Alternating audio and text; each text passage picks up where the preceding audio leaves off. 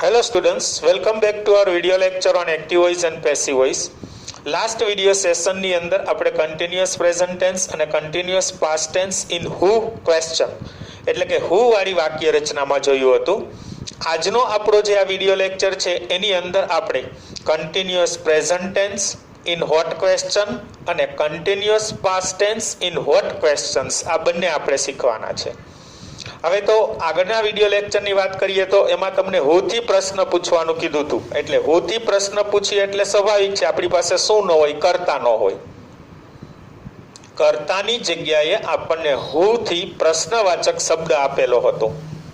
હવે આજના વિડિયો લેક્ચરની અંદર આપણે જે જોઈ રહ્યા છીએ એમાં હોટથી ક્વેશ્ચન પૂછવાનો છે.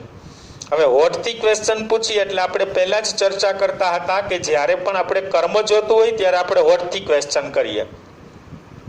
તો અહીંયા આપણને હોટથી ક્વેશ્ચન કરેલો આપ્યો હશે ત્યારે આપણને કર્મ આપેલું નહીં હોય. કર્મની જગ્યાએ હોટથી પ્રશ્નવાચક શબ્દ આપેલો હશે. તો હવે પાછી પ્રશ્નવાચક શબ્દની વાત કરીએ. ગમે ત્યારે પણ કોઈ પણ સેન્ટેન્સમાં તમારે પ્રશ્નવાચક શબ્દ મૂકવાનો થતો હોય એટલે પ્રશ્નવાચક શબ્દ છે એ હંમેશા વાક્યની શરૂઆતમાં જ આવે છે. હુ હોય, હોટ હોય, વેર હોય, વેન હોય, વાય હોય, હુમ હોય, કોઈ પણ પ્રશ્નવાચક શબ્દ હોય એટલે વાક્યની શરૂઆતમાં જ આવે. પછી એક્ટિવ વોઇસ હોય કે પેસિવ વોઇસ હોય. ક્લિયર? તો અહીંયા હોટવાળી જે વાક્ય રચના આપણે શીખી રહ્યા છીએ એમાં યાદ શું રાખવાનું તો કે હોટથી પ્રશ્ન પૂછેલો હશે એટલે વાક્યની અંદર આપણને કર્મ આપેલું નહીં હોય. હોટથી પ્રશ્ન પૂછશો એટલે પ્રશ્નવાચક શબ્દ જ આપણને જવાબ મળશે. બરાબર? તો ચાલો જોઈએ continuous present tense in what question એટલે કે ચાલુ વર્તમાન કાળ હોટવાળી પ્રશ્નાર્થ વાક્ય રચનાથી. તો એના એક્ટિવ વોઇસ અને પેસિવ વોઇસ બંનેની ફોર્મ્યુલા આપેલી છે.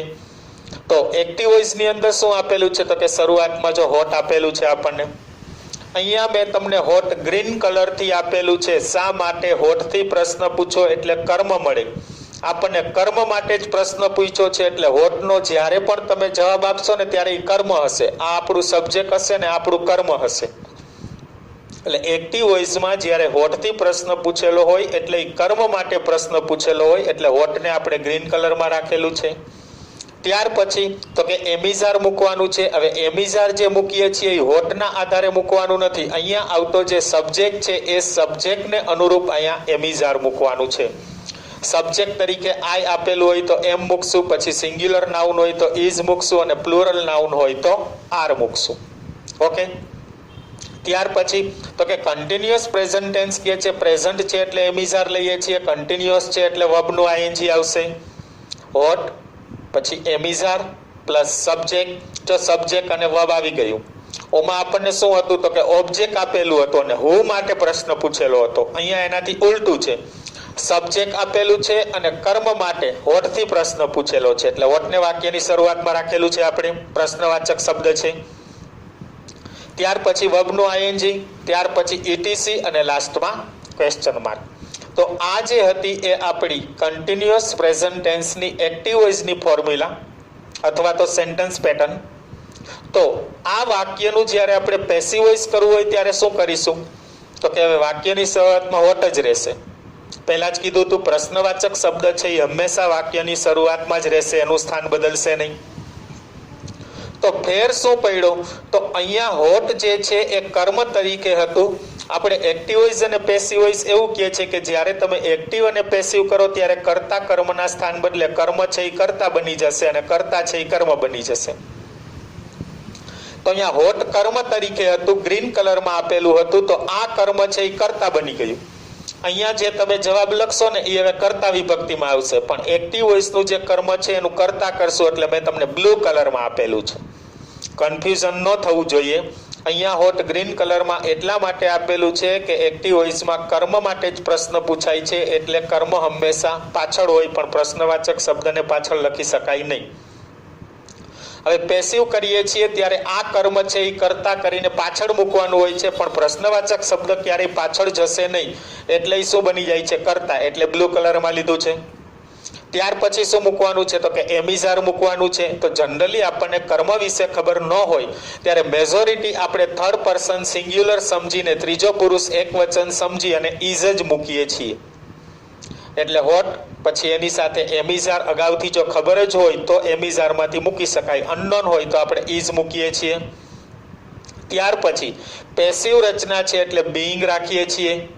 ત્યાર પછી V3 આવશે, ત્યાર પછી ETC આવશે અને લાસ્ટમાં શું આવશે તો કે અહીંયા જે આપણું સબ્જેક્ટ હતું એ હવે કર્મ બની જશે. આ કર્મ છે એ કર્તા બની ગયું અને આ કર્તા છે એ કર્મ બની ગયું. સમજાય છે? પાછું રિપીટ કરું છું, અહીંયા જે કર્મ છે એ કર્તા તરીકે આવી જાય છે અને અહીંયા જે કર્તા છે એ કર્મ તરીકે આવી જાય છે. અહીંયા આપણને નામ કે સર્વનામ આપેલું છે, અહીંયા નામ કે સર્વનામ કાંઈ આપેલું નથી, પ્રશ્નવાચક શબ્દ આપેલો છે. તો પ્રશ્નવાચક શબ્દ તો એમને જ રહેશે કારણ કે જવાબની જ ખબર નથી આપણને.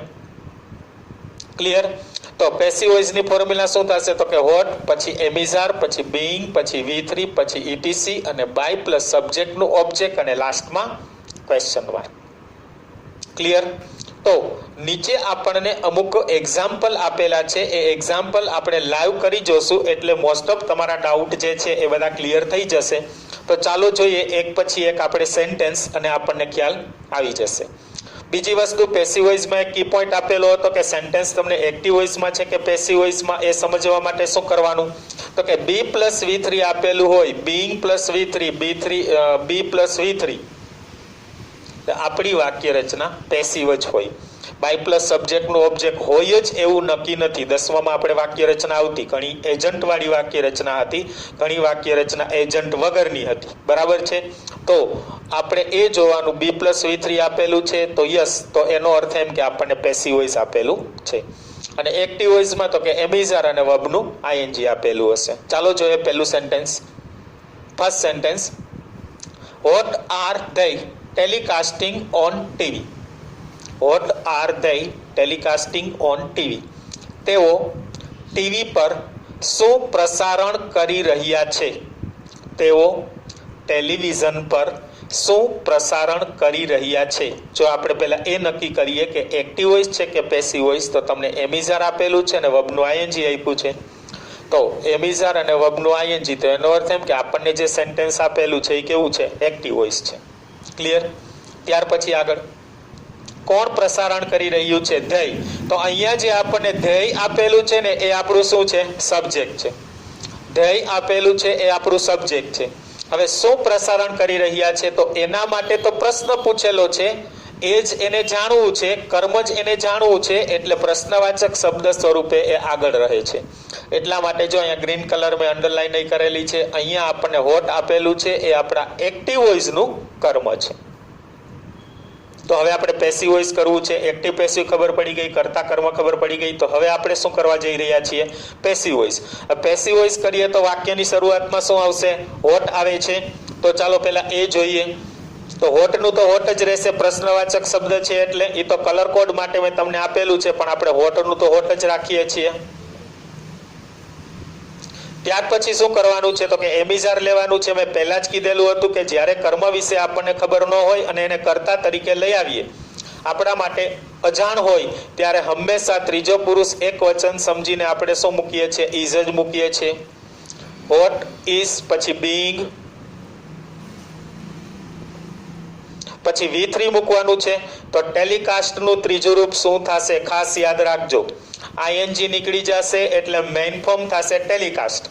તો ટેલિકાસ્ટના ત્રીજા રૂપની અંદર ઘણા બધા સ્ટુડન્ટ્સ છે એ ભૂલ કરે છે, ટેલિકાસ્ટેડ લખે છે.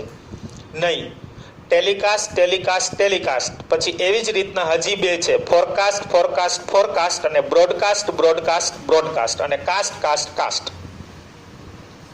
એના ભૂતકાળના અને ભૂતકૃદંતના રૂપમાં ફેર પડશે નહીં. એટલે ભૂલે ચૂકે પણ ટેલિકાસ્ટેડ લખાવું ન જોઈએ. ફક્ત શું આવશે? ટેલિકાસ્ટ જ. Vote is being telecast.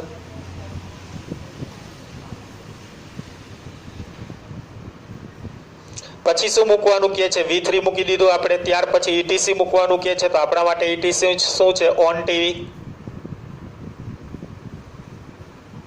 અને લાસ્ટમાં શું કહે છે? બાય પ્લસ સબ્જેક્ટનું ઓબ્જેક્ટ. તો સબ્જેક્ટ તો આપણને આપેલું જ હતું. કોણ હતું? ધ્યેય હતું. તો એનું શું થઈ જશે? અને question mark. What is being telecast on TV by them. Gujarati શું કરશું? તેઓ દ્વારા ટેલિવિઝન પર શું પ્રસારણ કરાઈ રહ્યું છે અથવા તો શું પ્રસારણ કરવામાં આવી રહ્યું છે. ક્લિયર? એક્ટિવ અને પેસિવમાં શું થયું? સેન્ટેન્સ જોઈને ખબર પડી ગઈ. એક્ટિવ વોઇસ કેવી રીતના બન્યું, પેસિવ વોઇસ કેવી રીતના બન્યું. આપણી પાસે પેટર્ન છે. સાચું તો તમારે પેટર્ન જ યાદ રાખવાની છે. વ્યવસ્થિત પેટર્ન યાદ રાખી લ્યો એટલે એક પણ સેન્ટેન્સમાં ભૂલ થશે નહીં. ત્યાર પછી જોઈએ સેકન્ડ સેન્ટેન્સમાં, what are the boys doing in the room. What are the boys doing in the room. Gujarati કરીએ છીએ, બાળકો રૂમની અંદર અથવા તો ઓરડાની અંદર શું કરી રહ્યા છે. બાળકો રૂમમાં શું કરી રહ્યા છે અથવા તો ઓરડામાં શું કરી રહ્યા છે. એક્ટિવ વોઇસ છે કે પેસિવ વોઇસ, પહેલા એ ડિસાઈડ કરીએ. તો આર આપેલું છે અને ડુઈંગ આપેલું છે, એમિઝાર આપેલું છે અને વર્બનું આઈએનજી આપેલું છે. It means active voice. ચાલો હવે કર્તા ને કર્મ જોઈએ. કોણ? Vote are the boys doing in the room. બાળકો રૂમમાં શું કરી રહ્યા છે. કોણ રૂમમાં શું કરી રહ્યું છે? તો બાળકો. બરાબર છે. તો બાળકો જે છે એ આપણો સબ્જેક્ટ છે. શું કરી રહ્યા છે? કોણ કરી રહ્યું છે? તો કે બાળકો. શું કરી રહ્યા છે? તો એના માટે તો આપણે પ્રશ્ન પૂછ્યો છે, એને કર્મ છે એ જ જાણવું છે. એટલા માટે તો હોટ વાળી પ્રશ્નાર્થ વાક્ય રચના બની. તો અહીંયા જે આપણને હોટ આપેલું જે છે ને એ આપણું કર્મ છે. એક્ટિવ વોઇસમાં છે એટલે શરૂઆતમાં આવશે હોટ, એ આપણું શું હશે? કર્મ. બરાબર? એટલે હોટ છે એ કર્મ માટે પ્રશ્ન પૂછેલો છે.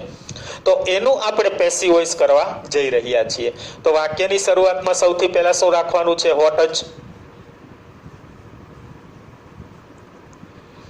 ત્યાર પછી તો પહેલા જ કીધેલું હતું કે જ્યારે પણ આપણને કર્તા કે કર્મ પ્રશ્નવાચક શબ્દમાં હોય અને આપણા માટે અનનોન અજાણ હોય તો ત્રીજો પુરુષ એક વચન સમજીને ઇઝ જ મૂકવાનું છે. તો વોટ ઇઝ, ત્યાર પછી શું મૂકવાનું છે? બીઈંગ. ત્યાર પછી ડુઈંગ આપેલું છે આપણને. ડુઈંગ માંથી આઈએનજી નીકળી જશે એટલે ડુ થશે અને ડુ નું ત્રીજું રૂપ થર્ડ ફોર્મ પાસ્ટ પાર્ટિસિપલ શું કરીએ છીએ આપણે? Done. Vote is being done. ત્યાર પછી ઇટીસી મૂકવાનું કે છે. તો ઇટીસી શું છે? In the room.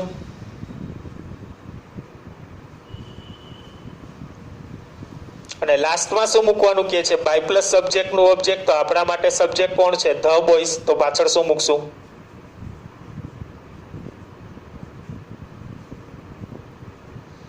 By the boys અને ક્વેશ્ચન માર્ક.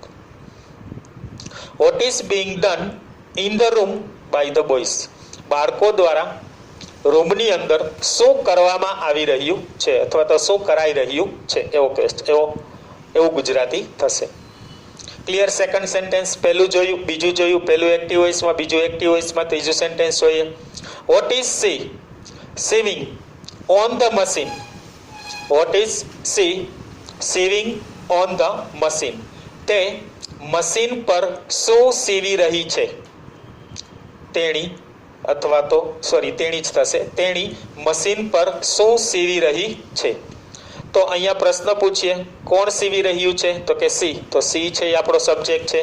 શું સીવી રહી છે? તો એના માટે જ આપણને પ્રશ્ન પૂછેલો છે. બરાબર છે? એટલે અહીંયા હોટ આપેલું છે એ આપણા માટે કર્મ છે.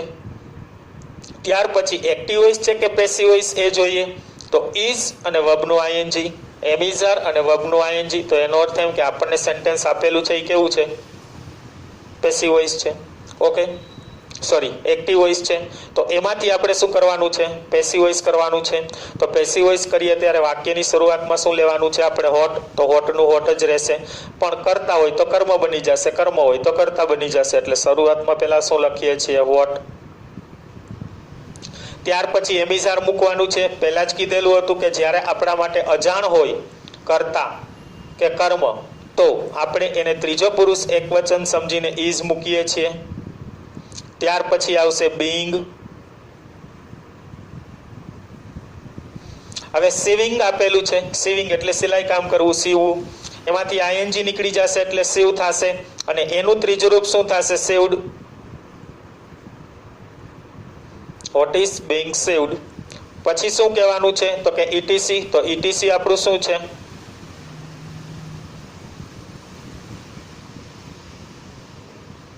ઓન ધ મશીન, અને લાસ્ટમાં શું કહેવાનું છે બાય પ્લસ સબ્જેક્ટનું ઓબ્જેક્ટ, તો આપણા માટે સબ્જેક્ટ કોણ છે સી છે, તો સી નું આપણે શું કરી નાખશું બાય હર, અને ક્વેશ્ચન માર્ક.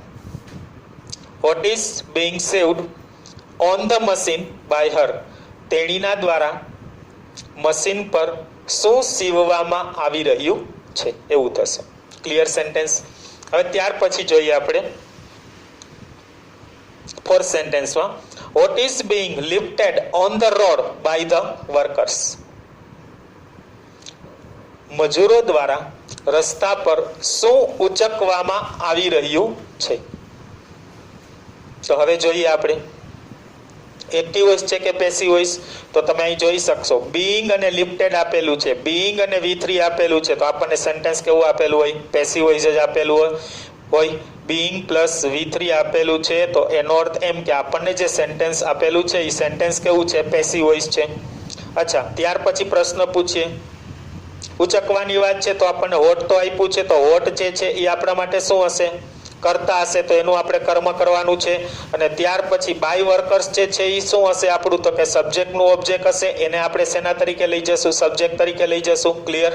તો આન્સર આપણો શું બનશે તો કે પ્રશ્નવાચક શબ્દ આપણો જે છે એમનેમ જ રહેશે, એમાં કાંઈ ચેન્જ થશે નહીં, એટલે હોટનું હોટ જ આવશે.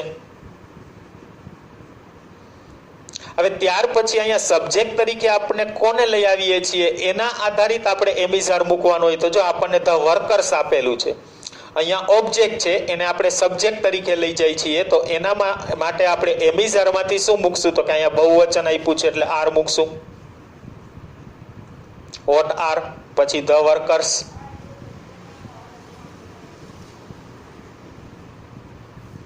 Vote are the workers. ત્યાર પછી શું મૂકવાનું છે વર્બનું આઈએનજી, લિફ્ટેડ આપેલું છે ઈડી નીકળી જશે, લિફ્ટ એટલે ઊંચકવું, તો લિફ્ટિંગ થશે.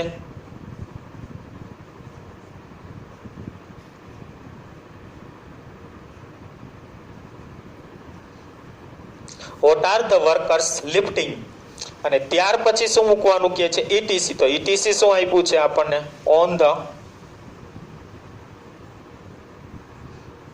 રોડ, અને લાસ્ટમાં question mark.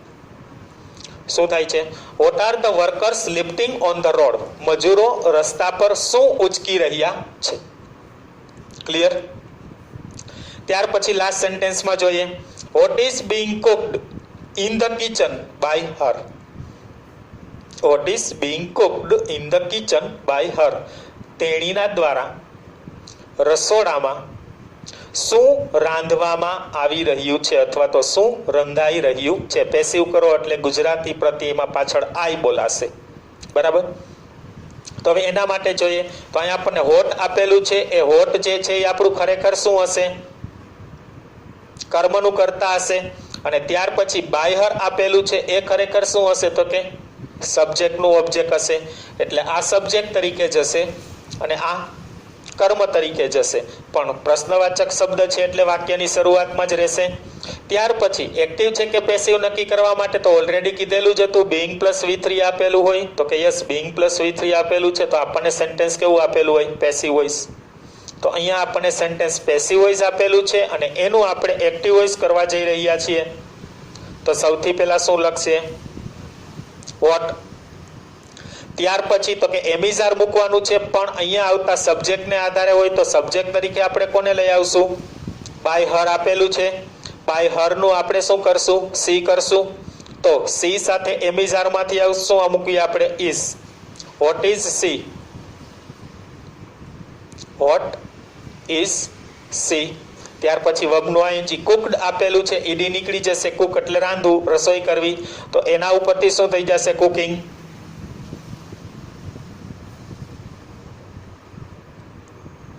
What is C cooking, અને ત્યાર પછી શું મૂકવાનું છે ઇટીસી, તો ઇટીસી શું આપ્યું છે આપણને ઇન ધ કિચન, અને લાસ્ટમાં question mark. What is C cooking in the kitchen. તેણી રસોડામાં શું રાંધી રહી છે. ક્લિયર? તો આ આપણો continuous present tense what question થી હતો, જેમાં આપણે બે ફોર્મ્યુલા જોઈએ. એક્ટિવ વોઇસ છે તો એની ફોર્મ્યુલા શું છે, પેસિવ વોઇસ છે તો એની ફોર્મ્યુલા શું છે. યાદ શું રાખવાનું છે તો કે વોટ થી પ્રશ્ન પૂછે છે એટલે એ સેન્ટેન્સ પેટર્નની અંદર આપણને કર્મ મળશે નહીં. સજીવ કે નિર્જીવ કર્મ માટે આપણે જે વાત કરીએ છીએ એમાંથી નિર્જીવ કર્મ માટે હંમેશા વોટ થી પ્રશ્ન પૂછાય એટલે એ ક્યારે એની અંદર હશે નહીં.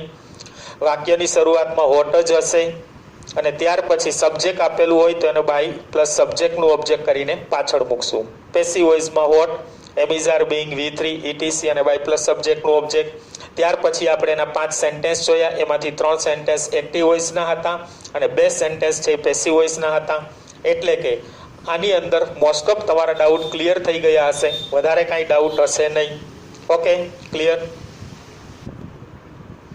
તો આગળ જોઈએ continuous past tense in what question, એટલે કે ચાલુ ભૂતકાળ જે છે એને વોટ વાળી પ્રશ્નાર્થ વાક્ય રચનાથી જોવાનું છે. પહેલા આપણે જોયું એ ચાલુ વર્તમાન કાળ હતો, હવે આપણે જે જોઈ રહ્યા છીએ એ ચાલુ ભૂતકાળ છે. તો ચાલુ વર્તમાન કાળ હોય કે ચાલુ ભૂતકાળ, ફક્ત વર્બમાં એટલે કે હેલ્પિંગ વર્બમાં જ ફેર પડશે. ઓમાં એમિઝારનો યુઝ કરીએ છીએ, જ્યારે આની અંદર વોઝ વેરનો ઉપયોગ થશે. ચાલુ વર્તમાન કાળમાં આપણે એમિઝાર લઈએ છીએ અને આની અંદર આવશે વોઝ વેર. તો ચાલો એની ફોર્મ્યુલા જોઈએ. આમાં પણ એ જ વસ્તુ, આપણને કર્મ માટે પ્રશ્ન પૂછેલો છે એટલા માટે હોઠવાળી પ્રશ્નાર્થ વાક્ય રચના હશે અને વાક્યની શરૂઆતમાં આપણને હોઠનો પ્રશ્નવાચક શબ્દ આપેલો હશે. તો એક્ટિવ વોઇસની ફોર્મ્યુલા જોઈએ તો એમાં શું બને છે તો કે સૌથી પહેલા હોટ આવે છે, ત્યાર પછી વોઝ કે વેર મૂકવાનું છે. પણ વોઝ મૂકવું કે વેર મૂકવું એ અહીંયા હોટ ઉપર આધારિત નથી.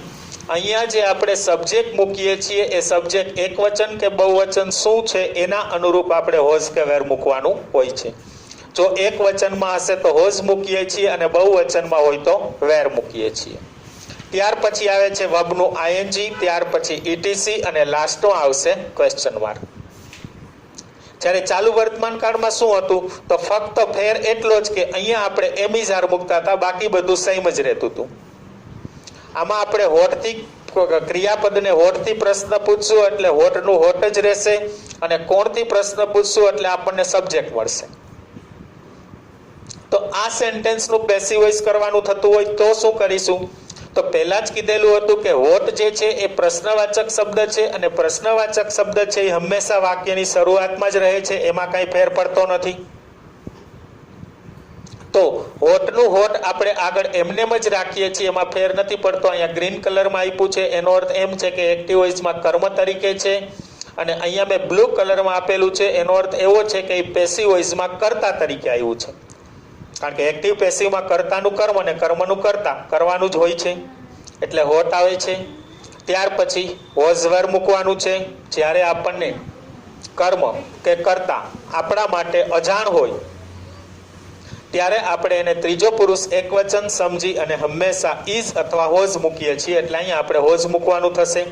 ત્યાર પછી આવે છે બીઇંગ, V3 બીઇંગ એટલા માટે કે આપણી પેસિવ રચના છે, V3 એટલા માટે કે પેસિવ હોય એમાં ટુ બી સાથે V3 જ આવે છે. ત્યાર પછી ETC અને લાસ્ટમાં બાય પ્લસ સબ્જેક્ટનું ઓબ્જેક્ટ. આ બાય પ્લસ સબ્જેક્ટનું ઓબ્જેક્ટ તો કે આ સબ્જેક્ટ છે એ ઓબ્જેક્ટ તરીકે વહી જશે અને અહીંયા આપણું જે ઓબ્જેક્ટ છે એ સબ્જેક્ટ થઈ અને આગળ રહેશે, પણ પ્રશ્નવાચક શબ્દ છે એટલે આગળ જ રહેશે. અવારનવાર રિપીટ કરું છું એટલા માટે જ. ક્લિયર? એમાં ભૂલ પડવી જોઈએ નહીં. તો આ હતી આપણી બે ફોર્મ્યુલા. એક્ટિવ વોઇસમાં શું કરવાનું, પેસિવ વોઇસમાં શું કરવાનું. આ ફોર્મ્યુલાને સારી રીતે યાદ રાખી લેશો એટલે દરેક સેન્ટેન્સ છે એ તમારા બની જશે. તો નીચે આપણને એક્ઝામ્પલ આપેલા છે એ લાઈવ આપણે અત્યારે એક્ઝામ્પલ કરી રહ્યા છીએ જેથી કરીને તમારા ડાઉટ છે એ બધા ક્લિયર થઈ જશે. તો ચાલો જોઈએ આપણે એક્ઝામ્પલ કે જેની અંદર આપણે એક પછી એક વાક્ય છે એને એક્ટિવ વોઇસ હોય તો પેસિવ વોઇસ કરવાનું છે અને પેસિવ વોઇસ હોય તો એક્ટિવ વોઇસ કરવાનું છે. સાથે ઓળખતા પણ જઈએ છીએ અને રૂપાંતર પણ કરીએ છીએ. તો પહેલું સેન્ટેન્સ આપણને આપેલું છે what were they expecting from you. શું આપેલું છે ફર્સ્ટ સેન્ટેન્સ એક્ઝામ્પલનું? What were they expecting from you. Expecting એટલે અપેક્ષા રાખવી. તેઓ તમારી પાસેથી અથવા તો તારી પાસેથી શું અપેક્ષા રાખી રહ્યા હતા અથવા તો શું અપેક્ષા રાખતા હતા. ગમે ત્યારે ચાલુ ભૂતકાળ છે એમાં આપણને ટેવ છે ગુજરાતીનો ટૂંકો પ્રત્યય બોલીએ છીએ. કયો? વ્યવસ્થિત યાદ રાખજો. ગમે ત્યારે પણ તમારી ગુજરાતી વાક્ય રચનામાં તમે તોતો, તાતા, તીતી અને તુતુ વાળી વાક્ય રચના બોલશો ને એટલે એ તમારો ચાલુ ભૂતકાળ જ હશે. જો આને આપણે રેગ્યુલર આપણી જે ભાષાથી જે આપણે ટેવ પડેલી છે એમ બોલવું હોય તો એમ બોલશું કે તેઓ તારી પાસેથી શું અપેક્ષા રાખતા હતા. બોલીએ છીએ એવું તો રાખતા હતા એટલે કે રાખી રહ્યા હતા. એટલે એ પણ એનો ગુજરાતી પ્રત્યય છે કે જે આપણને કન્ટિન્યુઅસ પાસ્ટ ટેન્સ જે છે એ પ્રેઝન્ટ કરે છે. તો જોઈએ વાક્ય એક્ટિવ વોઇસ છે કે પેસિવ વોઇસ. તો આપણને વોઝ વેર આપેલું છે તો કે યસ વેર આપેલું છે અને એક્સપેક્ટિંગ આપેલું છે. વોઝ વેર અને વર્બનું આઈએનજી. તો એનો અર્થ એમ કે સેન્ટેન્સ આપણને એક્ટિવ વોઇસ આપેલું છે. ત્યાર પછી એ જોઈએ કે વાક્ય છે એમાં સબ્જેક્ટ કોણ છે અને ઓબ્જેક્ટ કોણ છે. કોણ અપેક્ષા રાખી રહ્યું હતું? ધ્યેય. તો ધ્યેય જે છે એ આપણો સબ્જેક્ટ છે અને શું અપેક્ષા રાખતા હતા તો એના માટે તો આપણને પ્રશ્ન પૂછેલો છે એટલે પ્રશ્નવાચક શબ્દ તરીકે વાક્યની શરૂઆતમાં જ રહેશે. એટલે આપણી પાસે ઓબ્જેક્ટ કઈ છે, સબ્જેક્ટ કઈ છે અને એક્ટિવ પેસિવ નક્કી થઈ ગયું છે. તો આ વાક્યને આપણે પેસિવ રચનામાં કન્વર્ટ કરીએ છીએ. તો વાક્યની શરૂઆતમાં શું રહેશે તો કે પહેલા હોટ આપેલું છે તો હોટનું હોટ જ રાખીએ છીએ. ત્યાર પછી મેં કીધેલું હતું કે જો આપણને આગળ પાછળ ક્યાંય પાછળના ભાગમાં કોઈ સબ્જેક્ટ આપેલો ન હોય તો આગળ આપણે હોટ જે છે એને ત્રીજો પુરુષ એક વચન સમજી અને મેજોરિટી આપણે શું મૂકીએ છીએ? વોઝ જ મૂકીએ છીએ. What was. ત્યાર પછી બીઈંગ મૂકવાનું છે. હવે એક્સપેક્ટિંગ આપણને આપેલું છે તેમાંથી આઈએનજી નીકળી જશે. એક્સપેક્ટ એનું ત્રીજું રૂપ શું થશે? એક્સપેક્ટેડ.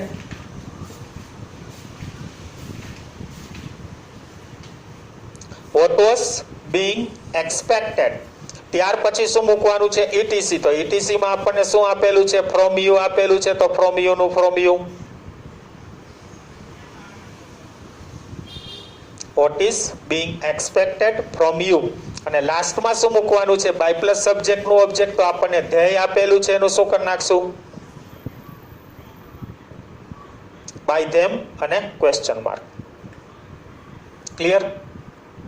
તો આપણી પેસિવ રચના શું થઈ? What was being expected from you by them. તેઓ દ્વારા તારી પાસેથી શું અપેક્ષા રાખવામાં આવતી હતી તો એવું બોલાય. અથવા તો રખાઈ રહી હતી એવું બોલશું આપણે. એમાં પણ આઈ તો બોલીએ જ છીએ. બરાબર? તો આ આપણું સેન્ટેન્સ થયું. ત્યાર પછી સેકન્ડ સેન્ટેન્સમાં જોઈએ. What was he giving to your brother. What was he giving to your brother. Gujarati કરીએ. તે તારા ભાઈને શું આપી રહ્યો હતો અથવા તો શું આપતો હતો. જો એમાં પણ તો બોલીએ છીએ તો શું આપી રહ્યો હતો. તો ચાલો પહેલા એ નક્કી કરીએ એક્ટિવ વોઇસ છે કે પેસિવ વોઇસ. તો વોઝ અને ગિવિંગ આપેલું છે તો કે વોઝ વેર પ્લસ વર્બનું આઈએનજી એટલે સેન્ટેન્સ આપણને એક્ટિવ વોઇસ આપેલું છે. પ્રશ્ન પૂછીએ કોણ આપી રહ્યું હતું તો હી. હી જે છે એ આપણો સબ્જેક્ટ છે. શું આપી રહ્યો હતો તો એના માટે તો પ્રશ્ન પૂછ્યો છે. કોને આપી રહ્યો હતો તો યોર બ્રધર. તો અહીંયા યોર બ્રધર છે એ પણ આપણા માટે ઓબ્જેક્ટ જ છે. ઓબ્જેક્ટ ટુ સજીવ કર્મ. પણ આપણે એક જ પેટર્ન યાદ રાખીએ છીએ હોટ માટે કે નિર્જીવ કર્મ આપેલું હોય તો આપણે આ જ પ્રમાણે કરવાનું. આને પણ બદલાવીને કરી શકાય તો એ થોડુંક તમારા માટે કોમ્પ્લિકેટેડ બનશે. એટલે બેસ્ટ એ છે કે આપણે આ જ પેટર્ન જે છે એ ચાલુ રાખીએ. બરાબર? તો વાક્યને આપણે હવે પેસિવ વોઇસ કરવા જઈ રહ્યા છીએ. તો પેસિવ વોઇસ કરતી વખતે હોટનું હોટ જ રાખીએ છીએ. નો ચેન્જ. ત્યાર પછી તો હોટ જે છે કર્મ શું છે એ કર્તા તરીકે આવ્યું છે એટલે કર્તા શું છે એ આપણને ખબર નથી તો ત્રીજો પુરુષ એકવચન સમજી અને વોઝ જ મૂકીએ છીએ. What was. ત્યાર પછી બીઈંગ મૂકવાનું છે. ત્યાર પછી V3 મૂકવાનું છે તો ગિવિંગ આપેલું છે એમાંથી આઈએનજી નીકળી જશે એટલે ગીવ થશે અને એનું third form given. What was being given. અને ત્યાર પછી શું મૂકવાનું છે? ETC મૂકવાનું છે. સોરી, હા ETC એટલે ટુ યોર બ્રધર અથવા તો ઓબ્જેક્ટ મૂકવાનું છે. આપણે ETC જ સમજીએ છીએ. ટુ યોર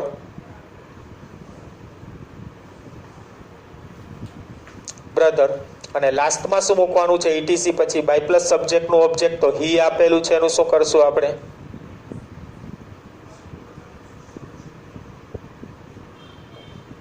બાય હિમ અને question mark. Clear? What was being given to your brother by him? તેના દ્વારા તારા ભાઈને શું આપવામાં આવી રહ્યું હતું? શું થશે? તેના દ્વારા તારા ભાઈને શું આપવામાં આવી રહ્યું હતું? ઓકે, ત્યાર પછી થર્ડ સેન્ટેન્સમાં જોઈએ, what were you doing when he came. જો વેન વાળી પાછી વાક્ય રચના આવી, કારણ કે કન્ટિન્યુઅસ પાસ્ટ ટેન્સ જે છે એ એવો છે કે એની સાથે એડવર્બ ક્લોઝ ઓફ ટાઈમ લેશે. કારણ કે ચાલુ ભૂતકાળમાં માટેનો અર્થ શું? તો કે ભૂતકાળમાં કોઈ ચોક્કસ સમયે કોઈ ક્રિયા ચાલુ હતી એ દર્શાવી હોય ને એમાં આપણે કન્ટિન્યુઅસ પાસ્ટ ટેન્સ લઈએ. એટલે જો અહીંયા સમયનું સૂચન કરી દીધું, વેન હી કેમ, જ્યારે તે આવ્યો, એટલે કાંઈક ટાઈમ તો હશે, 9 વાગે, 10 વાગે, 5 વાગે, 7 વાગે, એટલે સમયનો ઉલ્લેખ થઈ ગયો, ચોક્કસ સમય. અને ત્યારની સાથેની જે ક્રિયા હોય એ ક્રિયા હંમેશને માટે કેવી હોય? ચાલુ હોય. એટલા માટે આ વેન વાળી વાક્ય રચનાનો યુઝ થાય છે. હવે આપણા માટે વેન હી કેમ જે છે ETC જ સમજવાનું છે, પાછળ એમને એમ જોડી દેવાનું. આપણું વાક્ય આટલું જ છે, વોટ વર યુ ડુઈંગ. આટલામાં આપણી પાસે બધું જ આવી ગયું. તો ચાલો એટલું પહેલા ગુજરાતી કરીએ. What were you doing when he came, જ્યારે તે આવ્યો ત્યારે તું શું કરી રહ્યો હતો અથવા તો તું શું કરતો હતો. તો એમાંય તો બોલીએ છીએ. ઓકે, તો હવે એક્ટિવ વોઇસ છે કે પેસિવ વોઇસ જોઈએ? વેર અને આઈએનજી આપેલું છે, વર અને આઈએનજી આપેલું છે, તો વોઝ વેર અને વર્બનું આઈએનજી આપેલું છે, તો સેન્ટેન્સ આપણું એક્ટિવ વોઇસ છે. ડુઈંગ, કોણ કરી રહ્યું હતું? યુ. તો યુ છે એ આપણો સબ્જેક્ટ છે. શું કરી રહ્યો હતો? તો એના માટે તો આપણને પ્રશ્ન પૂછ્યો છે. અને વેન હી કેમ એ આપણા માટે ETC છે, એને આપણે પાછળ એમને એમ જોડી જ દેવાનું છે. ઓકે, તો આગળ જોઈએ. પેસિવ વોઇસ કરવું છે તો વાક્યની શરૂઆતમાં શું રાખશું? પહેલા વોટ. હવે વોટ આપણા માટે અનનોન છે એટલે વોઝ જ મૂકશું, વોટ વોઝ. ત્યાર પછી બીઈંગ મૂકવાનું છે, ત્યાર પછી V3 મૂકવાનું છે, વોટ વોઝ બીઈંગ ડન. ત્યાર પછી ETC મૂકવાનું છે, પણ એને આપણે છેલ્લે રાખશું. વેનવાળી વાક્ય રચના છે એટલે પહેલા આગળ લઈ લઈએ છીએ. હવે કોના દ્વારા? તો બાય યુ. અને હવે પાછળ જે આપણને આપેલું છે એમને એમ જોડી દેવાનું. તો વેન હી કેમ અને પ્રશ્નાર્થ માર્ક. બરાબર છે? Question mark. ઓટવાળી વાક્ય રચના છે. અહીંયા ભલે વિધાન વાક્ય આવતું, આગળ શરૂઆત જોવાની. પ્રશ્નાર્થ વાક્ય રચના છે એટલે પ્રશ્નાર્થ ચિહ્ન આવશે જ. એવો પ્રશ્ન ન થવો જોઈએ કે વેન હી કેમ, એ તો આપણને વિધાન વાક્ય આપ્યું છે તો ક્વેશ્ચન માર્ક. શું? આ જે છે એ ઉપવાક્ય છે ને આ જે છે એ મુખ્ય વાક્ય છે. મુખ્ય વાક્યને આધારિત જ હંમેશા પાછળ પંક્ચ્યુએશન આવતું હોય છે. ઓકે, હવે ત્યાર પછીનું સેન્ટેન્સ ચોથું જોઈએ. What was being drone on your paper. તમારા પેપર પર શું દોરવામાં આવી રહ્યું હતું? પેલા જોઈએ એક્ટિવ વોઇસ છે કે પેસિવ વોઇસ. તો બીઈંગ અને ડ્રોન આપેલું છે, બીઈંગ અને V3 આપેલું છે એટલે પેસિવ વોઇસ તો કન્ફર્મ થઈ ગયું. હવે શું દોરવાની વાત છે? વોટ. તો એના માટે તો પ્રશ્ન આપ્યો છે. અને કોને દોરવાની વાત છે? તો જોઈએ આપણને પાછળ આપેલું નથી. એજન્ટ વગરની વાક્ય રચના છે. યોર પેપર, તમારા પેપરની અંદર દોરવાની વાત છે તો જનરલી યુ જ ડ્રો કરતું હશે ને. બરાબર જ? તમારી બુકમાં લખવાની વાત હોય તો મેજોરિટી જનરલી શું બનતું હોય? તો કે યુ, તમે જ લખતા હો. મારી બુક હોય તો હું જ લખતો હોઉં. તો એવી રીતના અહીંયા બાય પછી આપણને ક્વેશ્ચન માર્ક મેં તમને સમજવા માટે આપેલો છે. તો ખરેખર તો આપણને શું આપેલું હોવું જોઈએ? બાય યુ અને ક્વેશ્ચન માર્ક. તો એ આપણે આના આધારે સમજી લેવાનું. યોર પેપર આપેલું છે એટલે યુ ને લાગુ પડે. તો આપણા માટે બાય પ્લસ સબ્જેક્ટનું ઓબ્જેક્ટ તો કે પેલા કાંઈ આપેલું નથી, પણ મેં સમજાવ્યા પછી આપણે શું લખશું? આપણે બાય યુ. તો એ પણ આપણે મળી ગયું બાય પ્લસ સબ્જેક્ટનું ઓબ્જેક્ટ. તો હવે આપણે આ વાક્યને એક્ટિવ વોઇસ કરવું છે. તો એક્ટિવ વોઇસ કરો એટલે સૌથી પહેલા શું આવશે? વાક્યની શરૂઆતમાં વોટ જ આવશે. ત્યાર પછી શું મૂકવાનું છે? વોઝ કે વેર. પણ હવે અહીંયા સબ્જેક્ટ હશે તો આપણો સબ્જેક્ટ કોણ બનશે? By you. અહીંયા જે સબ્જેક્ટનું ઓબ્જેક્ટ છે એ અહીંયા સબ્જેક્ટ થઈ જશે એટલે બાય યુ નું અહીંયા આપણે યુ કરશું. તો એની સાથે વોઝ વેર માંથી શું આવશે? વેર આવશે. What were you. હવે ત્યાર પછી શું મૂકવાનું છે? બીઈંગ છે એ તો નીકળી જશે. ડ્રોન આપેલું છે, V3 આપેલું છે, એનું શું કરવાનું છે? વર્બનું ing. તો ડ્રો એનું મેઇન ફોર્મ શું થશે? ડ્રોનનું મેઇન ફોર્મ શું થશે? ડ્રો, દોરવું. તો એના ઉપરથી ing વાળું શું થશે? Drawing. What were you? Drawing. ત્યાર પછી ing આવી ગયો, etc મૂકવાનું છે. તો etc માં શું આપ્યું છે? On your paper.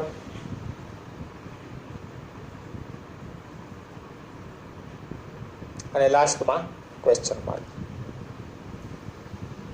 Vote were you drawing on your paper?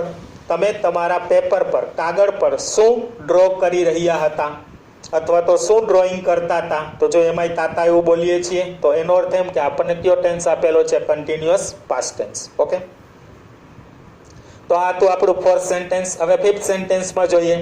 Vote was being hidden by you when I saw? જ્યારે મેં જોયું ત્યારે તમારા દ્વારા શું છુપાવવામાં આવી રહ્યું હતું અથવા તો શું છુપાવાતું હતું? જ્યારે મેં જોયું ત્યારે તમારા દ્વારા શું છુપાવવામાં આવતું હતું? હિડન, હાઇડ એટલે છુપાવવું. બરાબર. તો આની અંદર જોઈએ આપણે પેટર્નમાં. તો જો બીઈંગ અને V3 આપેલું છે, બીઈંગ અને હિડન આપેલું છે, એટલે બીઈંગ અને V3 આપેલું છે, તો એનો અર્થ એમ કે પેસિવ વોઇસ આપેલું છે. હવે ત્યાર પછી સરખાવીએ, શું છુપાવવાની વાત છે? તો હોટ આપણને આપેલું છે, પણ અહીંયા શેના તરીકે હશે? કર્તા તરીકે હશે, એ કર્મ તરીકે જશે. અને બાય યુ આપેલું છે, એ શું છે? સબ્જેક્ટનું ઓબ્જેક્ટ છે. એક્ટિવ કરશું એટલે બાય યુ સબ્જેક્ટ બની અને આગળ આવી જશે. તો વાક્ય જે છે એને આપણે પેસિવ વોઇસ આપેલું છે, એમાંથી એક્ટિવ વોઇસ કરવું છે. તો વાક્યની શરૂઆતમાં પહેલા શું લખીએ છીએ? વોટ. ત્યાર પછી શું મૂકવાનું છે? તો વોઝ અને વર મૂકવાનું છે. પણ અહીંયા આવતા સબ્જેક્ટને આધારે તો આપણો સબ્જેક્ટ કોણ બને છે? યુ. તો એની સાથે શું આવશે? વેર. ત્યાર પછી યુ મૂકીએ છીએ. What were you. બરાબર. ત્યાર પછી શું મૂકવાનું છે? વર્બનું ing. તો હિડન આપેલું છે, તો એનું મેઇન ફોર્મ શું થશે? હાઇડ. તો એના ઉપરથી શું આવશે? Hiding. What were you hiding. ત્યાર પછી etc મૂકવાનું છે. તો etc આપણને કંઈ આપેલું નથી. તો ત્યાર પછી આપણને પાછળ વેન વાળી વાક્ય રચના. આપણે etc સમજીએ તોય ચાલે, આમ તો એને એડવર્બ ક્લોઝ ઓફ ટાઈમ કહેવાય, પણ આપણા માટે etc જ સમજીને પાછળ એમને મૂકી દેવાનું. તો વેન આઈ સો અને question mark. What were you hiding when I saw? જ્યારે મેં જોયું ત્યારે તમે શું છુપાવી રહ્યા હતા અથવા તો શું છુપાવતા હતા? તો એમાંય બોલીએ છીએ આપણે. તો આ આપણું પેસિવમાંથી એક્ટિવ બન્યું. તો આ રીતે આપણે 5 સેન્ટેન્સ કર્યા. બીજો આપણે જે આ ટેન્સ અત્યારે જોયો આ જ લેક્ચરમાં એ કયો હતો? Continuous past tense with what question, જેની અંદર 2 ફોર્મ્યુલા આપેલી છે. એમાં યાદ શું રાખવાનું છે? તો કે વોટ જે છે એમાં એક કર્મ તરીકે આવશે ને એક વોટ છે એ કર્તા તરીકે આવશે. ત્યાર પછી બીજું શું યાદ રાખવાનું છે? તો કે વોટ જ્યારે આપણા માટે અજાણ હોય, કર્તા આપણા માટે અનનોન હોય, ત્યારે હંમેશા ત્રીજો પુરુષ એકવચન સમજીને વોઝ મૂકીએ છીએ. ઓમાં આપણે ઇઝ મૂકતા હતા. તો આપણી આ 2 ફોર્મ્યુલા હતી. એના આધારે આપણે નીચે 5 સેન્ટેન્સ જોયા, જેમાં આપણને 3 સેન્ટેન્સ છે એ એક્ટિવ વોઇસ આપેલા હતા અને 2 સેન્ટેન્સ છે એ પેસિવ વોઇસ આપેલા હતા. બરાબર છે? એટલે કે લગભગ તમારા ડાઉટ છે એ ક્લિયર થઈ ગયા હશે. Now you got the topic. So goodbye and see you again in next video lecture.